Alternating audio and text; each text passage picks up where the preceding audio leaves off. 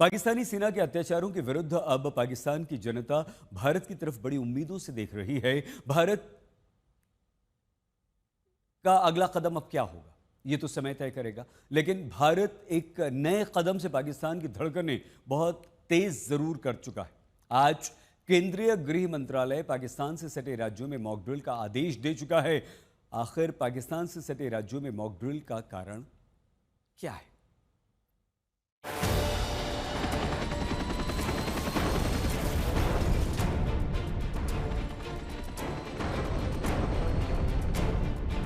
हिंदुस्तान का ऐलान, पाकिस्तान है परेशान।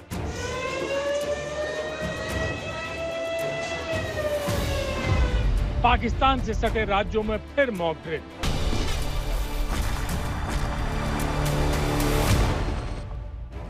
पिछली बार 7 मई को राष्ट्रव्यापी मॉक ड्रिल होनी थी, पूरी तैयारी थी, लेकिन मॉक ड्रिल से पहले ही 6 और 7 मई की दरमियानी रात ऑपरेशन सिंदूर को अंजाम दे दिया गया था। भारतीय सेना ने पाकिस्तान के 100 किलोमीटर अंदर तक 9 आतंकी ठिकानों को ध्वस्त कर दिया था। अब एक बार फिर पाकिस्तान से सटे राज्यों में मॉक ड्रिल के ऐलान के बाद फिर अटकलें लगाई जा रही हैं कि क्या एक बार फिर कुछ बड़ा होने वाला है। और मैं फिर दोहरा रहा हूं, हमने पाकिस्तान के आतंकी और सैन्य ठिकानों पर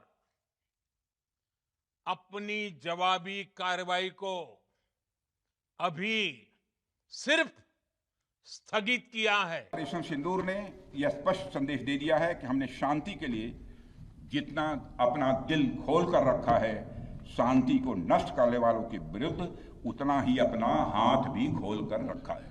साथियों, एक और बात मैं यहां साफ कहना चाहूंगा कि ऑपरेशन सिंदूर अभी खत्म नहीं हुआ है। जो कुछ भी हुआ है वह सिर्फ एक ट्रेलर मात्र था। अब जब भी सही समय आएगा तो हम पूरी पिक्चर भी दुनिया को दिखाएंगे। नागरिक सुरक्षा को लेकर होने वाली मॉक ड्रिल क्यों बहुत अहम है, सबसे पहले ये समझिए। भारत और पाकिस्तान के बॉर्डर की लंबाई 3323 किलोमीटर है। जिन 4 राज्यों में मॉक ड्रिल होनी है वो है जम्मू कश्मीर, राजस्थान, पंजाब और गुजरात। यही वो 4 राज्य हैं जिनकी सीमा पाकिस्तान से लगती है।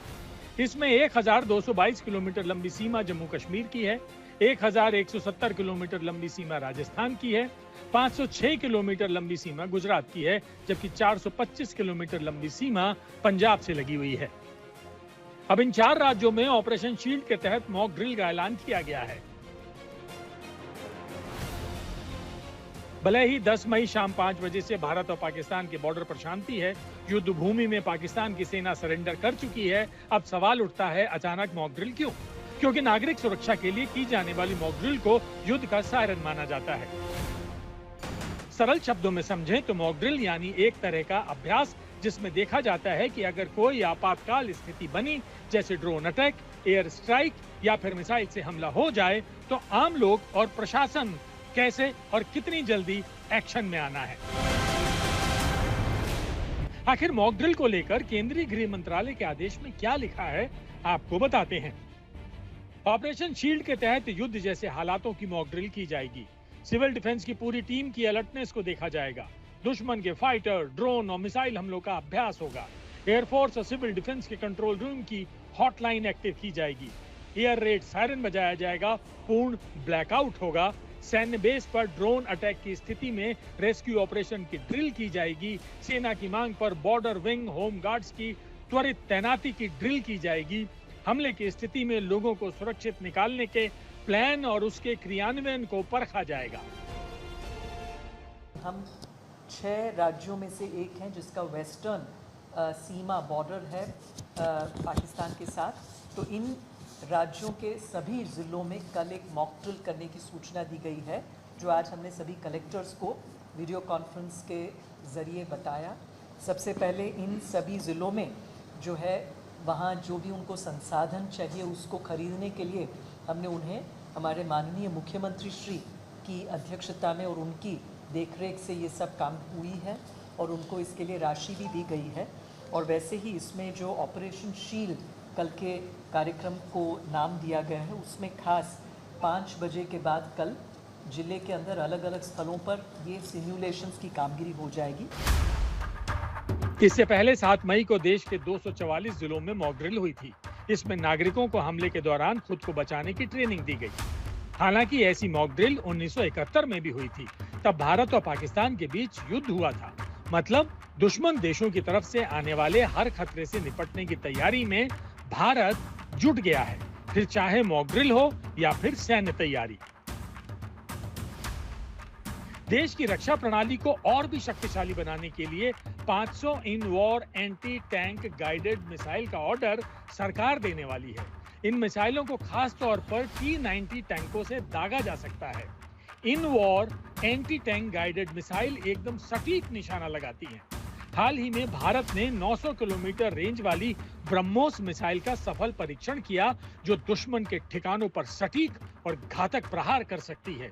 वही बीते दिन भारत ने make in India 5th generation fighter plane के पायलट प्रोजेक्ट को मंजूरी दे दी है। 15,000 करोड़ की लागत से भारत 5th जनरेशन का फाइटर प्लेन बना रहा है। भारत का ये जो एमका 5th जनरेशन मतलब 5वीं पीढ़ी का लड़ाकू विमान है, इसे आज रक्षा मंत्रालय ने प्रारंभिक वित्त पोषण जिसे कहते हैं उसे 15,000 रुपये करोड़ का दिया हुआ है। इसकी अनुमति दी है। लेकिन हम देखेंगे तो ये डॉलर टर्म में देखेंगे तो 1.75 बिलियन डॉलर्स है। ठीक है, अब क्या हुआ है कि चीन के पास फिलहाल तकरीबन 305वें पीढ़ी के लड़ाकू विमान हैं और हमारे पास एक भी नहीं है। और ये एयर पावर बैलेंस जिसे बोलते हैं वो काफ़ी हद तक हमारे खिलाफ जाता हुआ नज़र आता है। इसलिए ये हमारा प्रोजेक्ट जो है वो बहुत महत्वपूर्ण है। भारत अब हथियारों के आयात पर नहीं बल्कि मेक इन इंडिया और आत्मनिर्भर भारत पर ध्यान दे रहा है।